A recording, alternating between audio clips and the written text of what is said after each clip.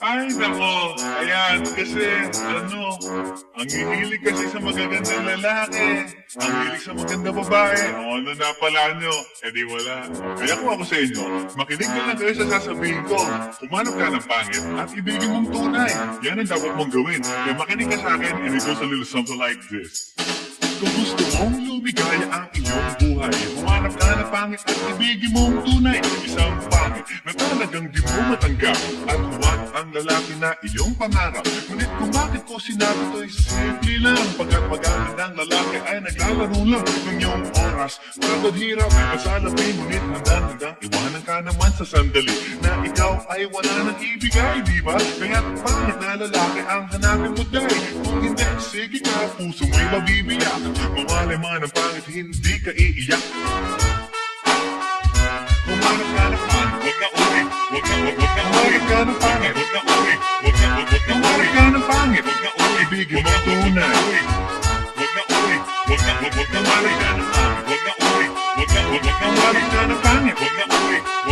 Humanap ka ng pangit, huwag na uwi. Ibigin mo tunay. Isang pangit na babae na mayroong pagtingin, mga diwata man na sige lang andyan pa rin pagkat ikaw talagang kanyang pag-aaring pag-isipan kang iwanan, hindi na maaari at kung malingat ka man, huwag mag-alala. Sigurado ka naman walang makikipagkilala kung kasama mo siya. Di bali na ang katakutan, okay lang kung ikaw na may paglilingkuran. Kaya para lumigaya ang iyong buhay, humanap ka ng pangit at ibigin mo ang tunay. O kung hindi, sige ka, puso mo'y mabibiyak. Mawalay man ang pangit, hindi ka iiyak, di ba? Humanap ka ng pangit, huwag na uwi. Humanap ka ng pangit, huwag na uwi. Humanap ka ng pangit, huwag na uwi. Ibigin mong tunay. Huwag na uwi. Humanap ka ng pangit, huwag na uwi. Humanap ka ng pangit, huwag na uwi.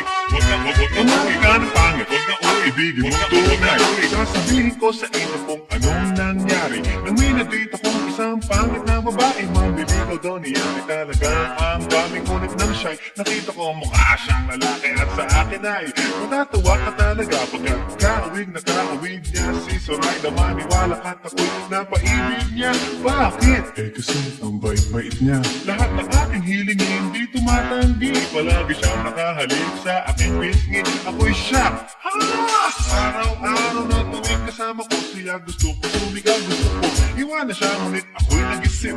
Ito ba'y totoo o isang panaginip? Di siya maganda, ngunit ako'y kanyang hari. Iyang ba dahilan kaya't kasama mo palagi? Sabihin man nila na ako'y mangmang, para sa aking kagandahan ay hanggang balat lamang. At sa inyo mayroon akong ibubulong. 7th anniversary na namin to Chong. Kaya't para lumigaya ang iyong buhay, humanap ka na pangit at ibigin mong tunay. Ako hindi, sige ka, puso mo'y mabibiyak. Mawalay man ang pangit, hindi ka iiyak. Sige na nga.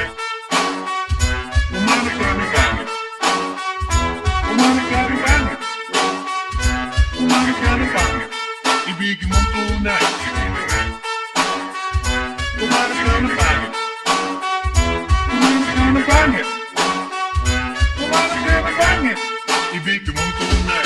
So you better watch out, you better not cry, you better not pout, I'm telling you why. Humanap ka na pangit at ibigin mong tunay.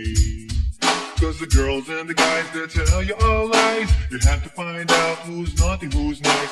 Humanap ka na pangit at ibigin mong